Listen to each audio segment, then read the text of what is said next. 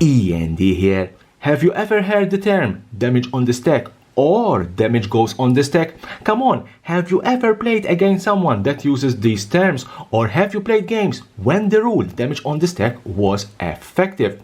If you played between the release of 6th edition until Magic 2010, probably you are familiar with these terms and rules. As said, between 6th edition until Magic 2010, damage events, notably combat damage, existed on this deck before damage was actually dealt. This gave an opportunity for players to respond to prevent damage, but also allowed certain interactions, like for example, removing a creature that had unresolved damage on this deck, which allowed the creature to deal damage despite being absent from play. Damage on this deck was something that happened in combat, and it was possible to assign combat damage and sacrifice a creature while the damage was on this deck. I remember it clearly. We used to say, while the creature is dying, you can interact or respond. But how damage on this deck was played during those days? Let's build our battlefield and let's put this to represent this deck. And let's start with the first scenario, Mogg Fanatic. Mogg Fanatic, sacrifice it, it deals 1 damage to target creature or player. Under the current rules, I attack with Mogg Fanatics. My opponent will block with a, let's say, a 2/2 creature. Combat damage resolves. My Mogg Fanatic will deal 1 damage to Yahini. Yahini will do 2 damage to my Mogg Fanatic. My Mogg Fanatic will die and Yahini survive.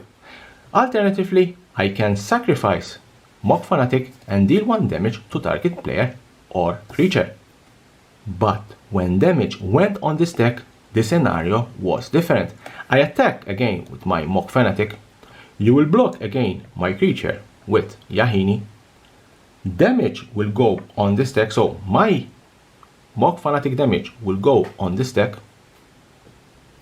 I will sacrifice Mogg Fanatic and deal 1 damage to Yahini. So let's put 1 damage on Yahini. Combat damage resource, therefore it goes on Yahini. Yahini has 2 damage and therefore it will die. Second scenario, Sakura Tribe Elder. Sakura Tribe Elder, sacrifice it, search your library for basic land, put that card in play tapped and then shuffle. If my opponent attacks with a 1/1 creature, let's say a Llanowar Elves, I can block with my Sakura.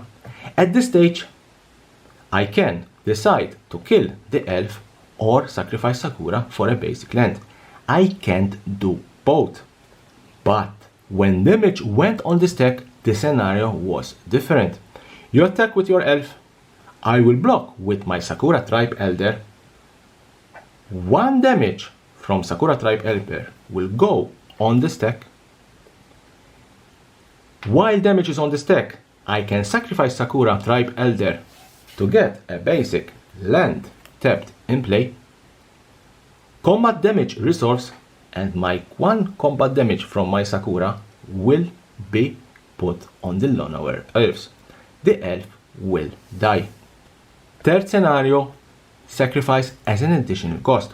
I'm going to use Deadly Dispute. Deadly Dispute, as an additional cost to cast the spell, you need to sacrifice an artifact or creature. Let's say I have a Tajuru Blightblade, a 1/1 that touch, and let's say I will swing with Tajuru. My opponent will block with Svilum. So let's say that my opponent will block with Svilum.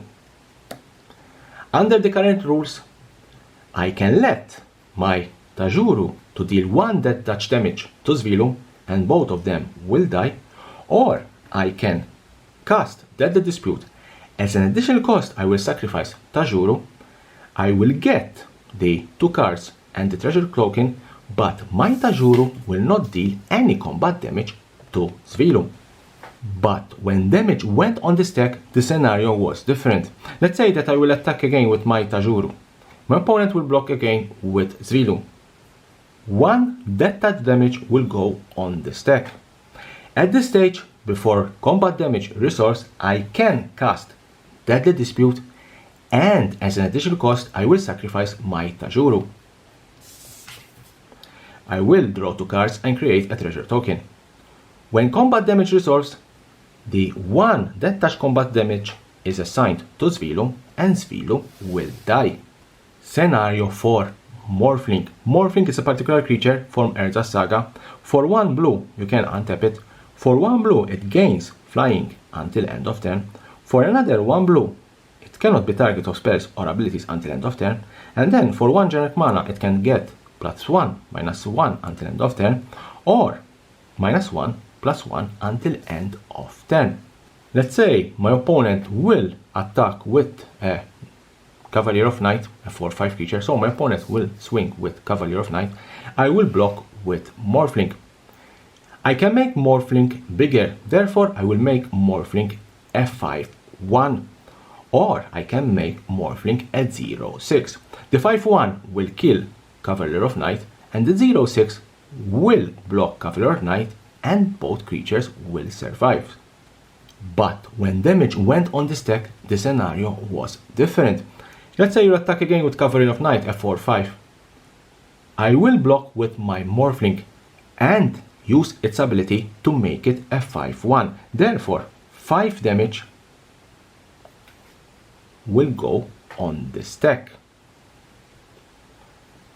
At the stage before combat damage resolves, I can use its ability to make it a 0/6. When combat damage resolves, the 5 damage points will be put on Cavalier of Night, and my Morphling will be a 0/6, which means that Cavalier of Night will die and my Morphling will survive.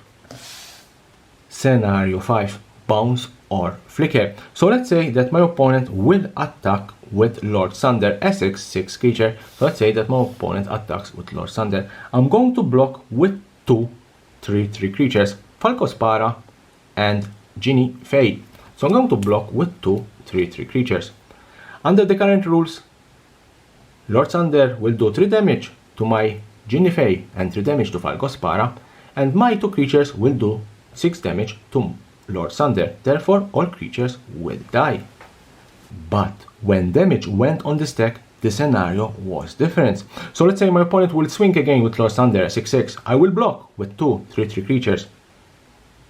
3 and 3 combat damage will be put on this deck. At the stage before combat resolves, I will unsummon one of my creatures. I'm going to target Falcospara, so I will unsummon my Falcospara. Combat damage resolves. Lord Thunder will do 3 damage on Ginny Fae and 3 damage on Falcospara. Falcospara is not here, but my creatures will do 3 damage to Lord Thunder, and even though Falcospara is not on the battlefield, it will also do 3 damage, which means that both creatures will die and my Falcospara is still alive in my hand. So this is how damage on this deck was played. It made a number of cards and creatures more efficient than they are today, and made a lot of sacrifice effect much more powerful, since, as you have seen in this video, you can block and deal damage and still sacrifice something before it was itself dealt lethal damage. Leave me a comment below, what do you think about damage on this deck? Should be back in Magic or not? And here, the subscription button, subscribe for my channel for more and more interesting videos about Magic the Gathering and the collectible world.